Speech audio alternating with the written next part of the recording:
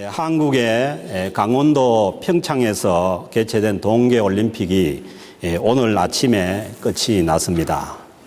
저도 우리 조국에서 있었던 일이라 관심을 가지고 지켜보았습니다.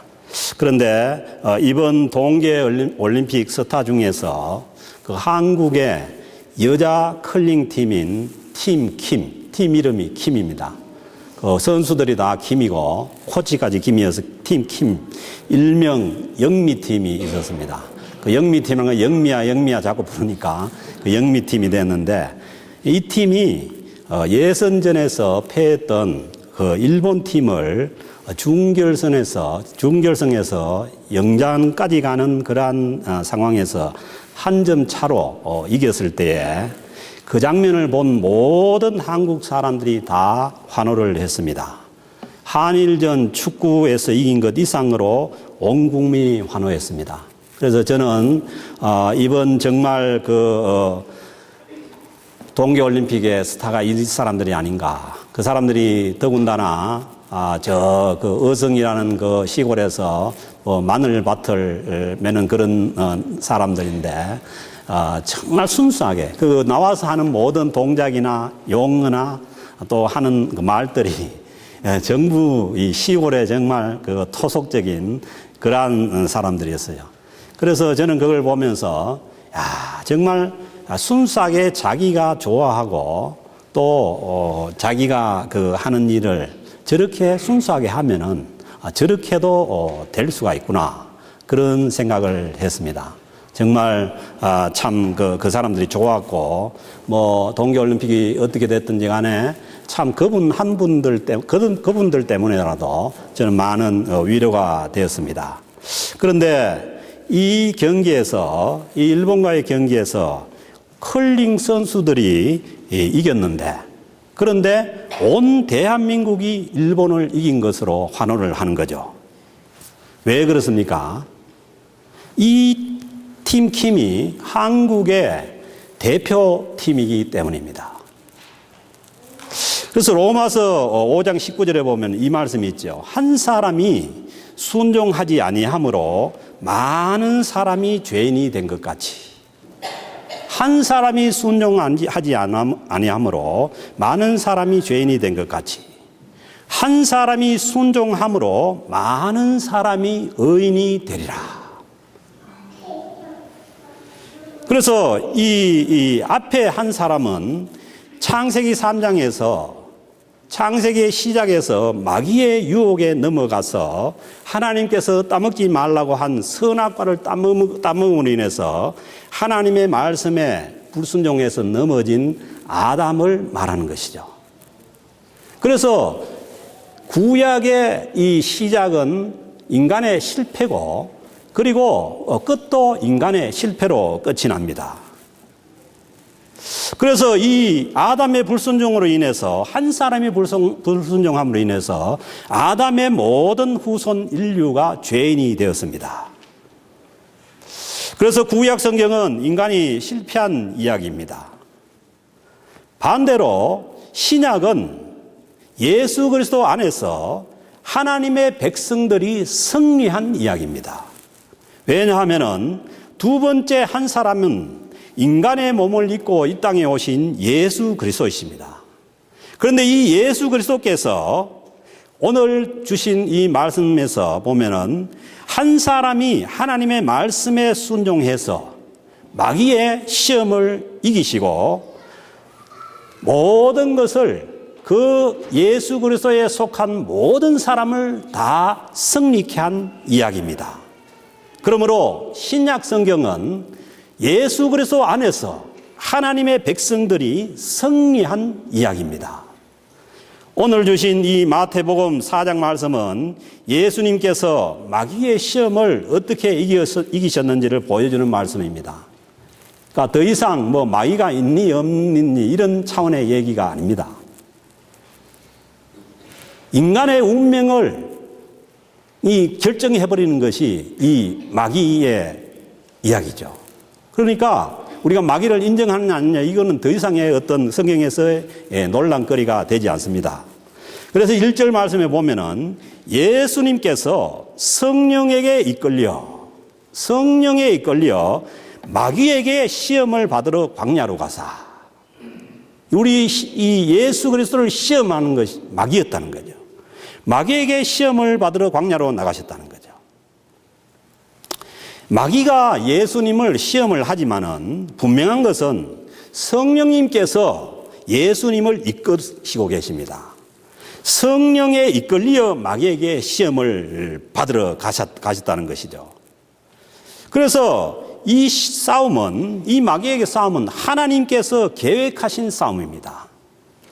예수님께서 인류를 구원할 메시아로 나서기 위해서는 먼저 이 사탄 마귀의 시험을 이겨야 했기 때문에 하나님께서 이 싸움을 계획하신 것이죠.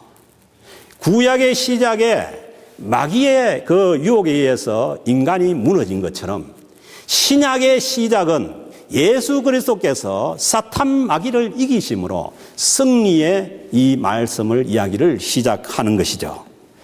그래서 예수님께서 마귀의 시험을 받으러 광야로 나가셨습니다.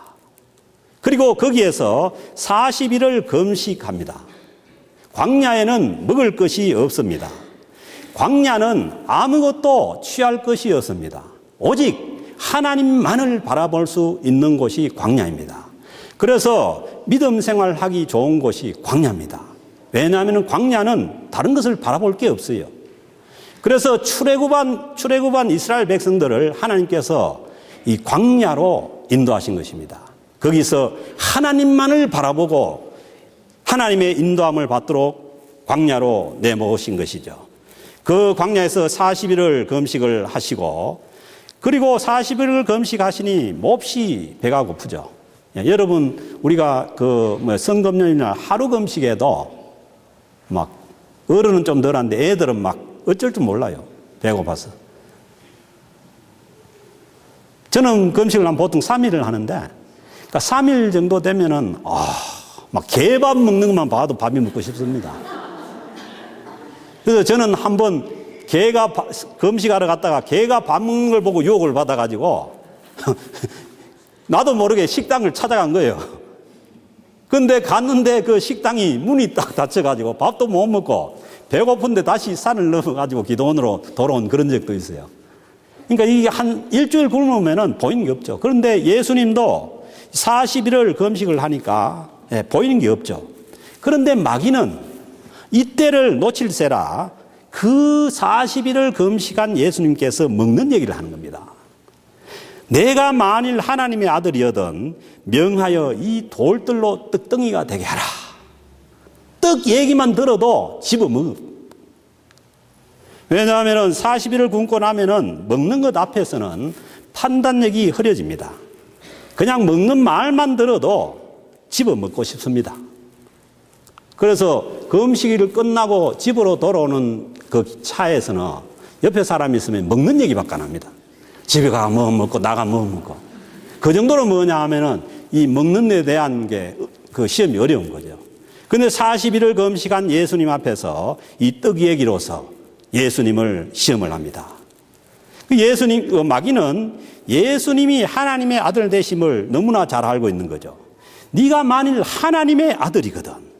그러니까 하나님의 아들의 능력으로는 이 돌도 떡으로 바꿀 수가 있는 거죠. 그래서 마귀는 할 수 없는 것을 요구하는 게 아니죠. 네가 하나님의 아들이니까 충분히 할 수 있으니까 하나님의 아들로서 돌을 떡덩이가 되어서 해서 먹으라는 거죠. 이 상황에서 이 절실한 먹고 사는 이 문제 앞에서 예수님께서 마귀의 제안을 거절합니다. 왜냐하면은 하나님의 아들로 오신 예수 그리스도께서 자신이 가야 할 길이 있고 자신은 하나님의 아들이기 때문에 아무리 배가 고파도 하나님께서 요구하시는 하나님의 뜻을 위해서 이 땅에 오신 것이지 마귀가 요구하는 대로 할 수가 없다는 것이죠. 여러분, 하나님의 뜻은 어디에 나타나 있습니까? 하나님의 뜻은 하나님의 말씀인 성경 말씀에 나타나 있습니다. 그래서 예수님은 하나님의 일을 이루기 위해서 오직 하나님의 말씀에만 순종을 하신 것입니다. 그래서 예수님은 하나님의 말씀으로서 이 마귀의 유혹을 물리칩니다. 그래서 오늘 주신 이 4절 말씀에 보면은 예수님께서 대답하여 이르시되 기록되었으되, 기록된 하나님의 말씀으로서 신명기 8장에 기록된 이 하나님의 말씀으로서 마귀의 유혹을 물리칩니다. 사람이 떡으로만 살 것이 아니요 하나님의 입으로부터 나오는 모든 말씀으로 살 것이라 하였느니라. 사람이 떡도 먹어야 살지만은, 육체가 살지만은, 그러나 참 인간의 삶은 떡으로 사는 삶이 아니라, 떡만으로 사는 삶이 아니라는 거죠. 하나님의 뜻을 이루기 위한 하나님의 말씀에 순종하고 사는 것이, 이것이 참 인간의 삶이라는 거죠. 그래서 예수님은 단호하게 그 40일 금시간 참 배고픔 앞에서 이 기록된 하나님의 말씀을 가지고 마귀의 이 시험을 이깁니다. 사람이 먹고 살아야 하지만은 먹고 사는 것을 위해서 사는 것이 이게 진짜 우리 삶이 아니라는 것이죠. 먼저 나를 창조해 주신 하나님의 이 말씀에 순종해서 그 하나님의 뜻을 이루는 것이 우리가 살아야 될 참 삶이라는 것입니다.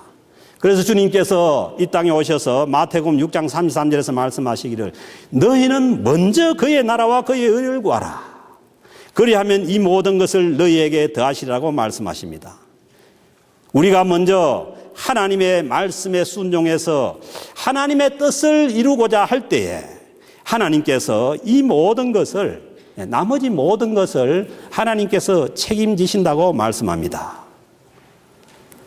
주님께서 금식하시고 배고플 때 먹는 문제보다 먼저 하나님의 말씀에 순종해서 하나님의 뜻을 이루는 삶을 선택하심으로써 그 극심한 마귀의 시험을 이길 수가 있었던 것입니다. 두 번째 시험은 마귀가 시편 91편 11절에 있는 이 말씀을 인용합니다. 첫 번째 시험에서 예수님께서 하나님의 기록된 말씀을 가지고 자신의 유혹을 물리치니까 두 번째는 이 기록된 하나님의 말씀을 가지고 나옵니다. 그 6절 7절에 보면은 마귀가 이르되 내가 만일 하나님의 아들이거든 뛰어내리라. 마귀가 인용합니다. 마귀가 기록된 성경 말씀을 인용해서 그가 너를 위하여 그의 사자들을 명하시리니 그들이 손으로 너를 받들어 발이 돌에 부딪히지 않게 하리로다 하였노라. 이 마귀가 아주 영락하죠. 이제는 하나님의 말씀을 가지고 나와서 이 예수 그리스도를 시험 들게 하는 거죠. 성경 말씀을 이 마귀가 인용하면 성경 말씀을 잘못 해석해서 자기 마음대로 해석해서 우리가 성경 말씀을 사용하면은 마귀의 시험에 넘어갑니다. 그래서 우리는 성경 말씀을 깊이 연구해야 되고 그 말씀의 의미를 알고서 성경 말씀을 사용을 해야 됩니다. 그래서 예수님을 향하신 뜻은 어떤 것이냐? 예수님께서 이 땅에 오셔서 고난을 당하시고 십자가에 죽으셨다가 부활하셔서 인류를 구원하시는 것이 하나님의 뜻입니다. 예수님은 이 일을 이루기 위해서 이 땅에 오셨는데, 그런데 이 사탄 마귀는 하나님의 말씀을 잘못 인용해서 그들을 성전 꼭대기에 세우고 뛰어내리게 해서 그걸 뭐냐 하면은 하나님을 시험케 해서 이 예수님께서 가고자 하는 이 하나님의 뜻을 이루는 십자가의 길을 갈 수 없도록 시험을 합니다. 이 얘기죠. 거기서 성전 꼭대기에서 뛰어내리면은 기적을 행해서 많은 사람들이 당신을 따를 것이고, 당신은 십자가를 지는 그 어렵고 힘든 길이 아니라 그 많은 사람들을 따르는 그런 영웅이 되어서 가면 되지 않느냐. 그것이 이 영웅적인 그 메시아로 그렇게 유혹을 해서 그 길을 가게 함으로 인해서 예수님께서 십자가를 지시고 우리의 죄를 용서하시기 위해서 가시고자 하는 그 길을 못 가도록 유혹을 하는 거죠. 메시아가 꼭 십자가의 고난을 당해야 되고 십자가의 그 길을 가야만 메시아인가? 기적을 행해서 많은 사람들에게 추앙을 받는 그러한 영웅적인 메시아의 길을 가면 안 되겠냐는 거예요. 그러나 예수님께서 이 시험에 넘어졌었다면 십자가를 통한 인류를 구원하는 이 예수 그리스도의 뜻을, 하나님의 뜻을 이룰 수가 없었습니다. 그러기에 하나님의 말씀을 인용해서 이 예수 그리스도를 시험에 들게 하지만은, 그러나 예수 그리스도께서 아버지 하나님의 뜻을 이루기 위해서 단호히 마귀의 제안을 거절합니다. 때로는 마귀는 우리 앞에 다가올 고난이나 두려움을 가지고 우리를 시험합니다. 우리 앞에 다가올 고난이나 어려움을 피하기 위해서 하나님의 뜻을 포기하라고 달콤하게 유혹합니다. 이 세상에서 놀라운 것들을 해서 추앙받는 영웅이 되라고 그렇게 우리를 유혹할 수가 있습니다. 그러나 예수님은 자기 제자들에게 분명히 말씀하십니다. 마태복음 16장 24절에서 누구든지 예외 없이 나를 따라오려거든 자기를 부인하고 자기 십자가를 지고 나를 따를 것이니라. 주님께서 이 세상 사람들이 원하는 그러한 기적을 행함으로 인해서 영웅적인 그러한 메시아의 길을 가지 않습니다. 거기에 속해서 주님을 따라오는 사람들도 그렇게 말씀합니다. 누구든지 나를 따라오려거든 자기를 부인하고 자기 십자가를 지고 나를 따라오라고 말씀합니다. 그래서 우리가 예수님을 따라가려면은 아픔이 있고 힘들지만은 내 자신을 부인해야 되고, 그리고 나에게 주어진 십자가를 회피하지 말고 십자가를 져야 하는 그러한 고통이 따릅니다. 그 길이 아니고는 주님을 따라갈 수가 없는 것이죠. 그 길이 아니면은 마귀가 시험하는 이 세상의 영웅적인 그러한 메시아의 길을 따라갈 수밖에 없는 것이죠. 나에게 맡겨진 자기 부인과 자기 십자가를 지는 고통과 아픔을 감당해야만 우리는 주의 뜻을 이루는 길로 갈 수가 있습니다. 예수님께서 십자가에 달렸을 때에 사탄은 끝까지 유혹합니다. 한편에 달린 그 강도가 만일 당신이 메시아라면은 당신도 여기서 뛰어내는 기적을 보이고 나도 뛰어내리게 해라는 거죠. 만약에 그 유혹에 넘어가서 주님께서 십자가에 뛰어내렸다면은 하나님께서 원하시는 인류 구원의 길을 이룰 수가 없었던 것이죠. 마귀는 끝까지 유혹합니다.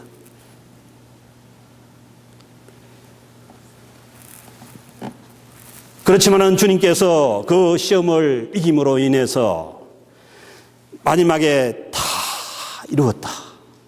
주님의 뜻을 다 이루는 그 길을 갈 수가 있었던 것입니다.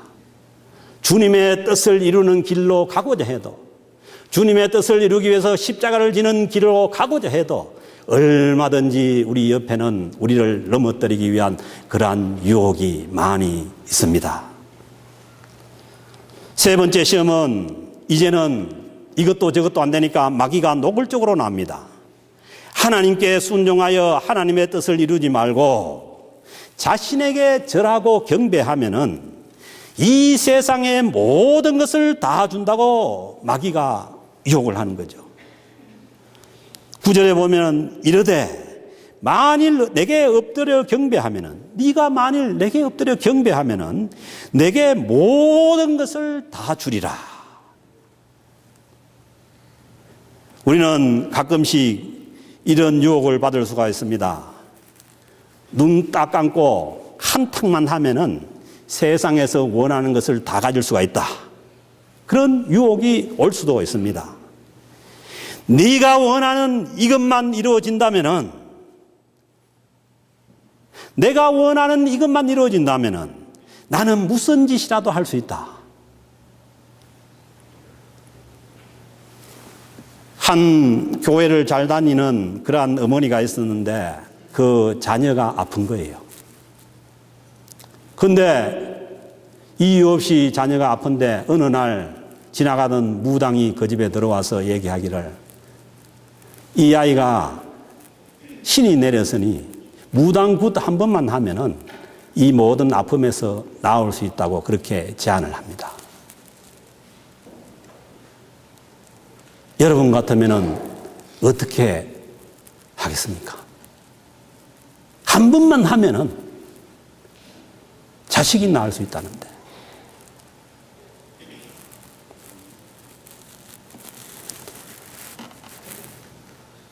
하나님께서는 우리를 구원하시기 위해서 자기의 하나밖에 없는 독생자 예수 그리스도를 우리를 위해서 십자가에서 희생하셨습니다. 하나님도 그 십자가의 대속을 통해서 우리를 구원하시고자 하는 이 하나님의 뜻을 한 번만 변경하면은 그렇게 하지 않을 수도 있습니다. 그러나 주님의 십자가 외에 길이 없기에 주님께서 독생자 하나밖에 없는 아들 독생자 예수 그리스도를 이 땅의 고통 속에 내어주셔서 우리를 구원하셨습니다. 하나님께서 그 뜻을 바꾸지 않았기 때문에 우리가 예수 믿고 영원한 생명을 얻은 것입니다.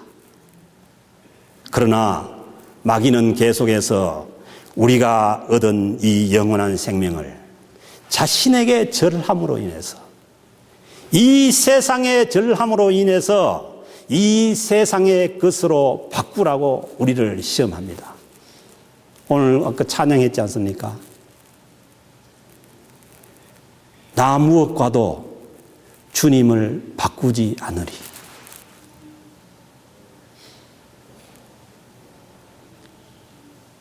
하나님의 아들을 이 땅에 보내셔서 우리에게 주신 이 영원한 생명을 우리는 무엇과도 이 세상에 무엇과도 바꿀 수가 없는 것이죠. 그래서 주님께서 마귀가 이 본색을 드러내니까 단호하게 물리칩니다. 이때도 역시 기록된 성경 말씀입니다.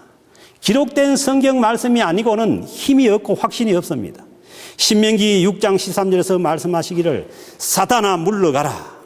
주 너의 하나님께 경배하고 다만 그를 섬기라 하였느니라. 우리의 경배의 대상은 오직 살아계신 하나님 한 분뿐이고 우리가 섬겨야 할 대상은 오직 하나님 한 분뿐입니다. 이 세상에 어떤 것도 우리의 섬김의 대상이 될 수가 없습니다. 사단의 최종 목표, 사단의 본색은 분명합니다. 자기를 경배하게 하는 것이고 자기 말을 듣게 해서 인간을 멸망시키는 것입니다. 그러기에 우리는 이 세상에 아무리 좋은 것이 주어진다고 해도 그 사단의 말을 거부해야 하는 것입니다. 그러기에 주님께서 마태복음 16장 26절에서 말씀합니다. 사람이 만일 천하를 얻고도 이 세상의 모든 것을 다 얻고도 제 목숨을 잃으면 무엇이 유익하리요? 사람이 무엇을 주고 제 목숨과 바꾸겠느냐? 이 세상에 무엇하고 주님께서 십자가를 통해서 주신 우리의 영원한 생명과 바꾸겠냐는 거예요. 그러므로 우리는 이 사단이 이 세상에 온갖 것을 다 준다고 해도 주님께서 그 십자가의 구속을 통해서 주시는 영원한 생명과는 바꿀 수 없다고 선언해야 하는 것입니다. 마귀의 제안을 거절해야 하는 것입니다.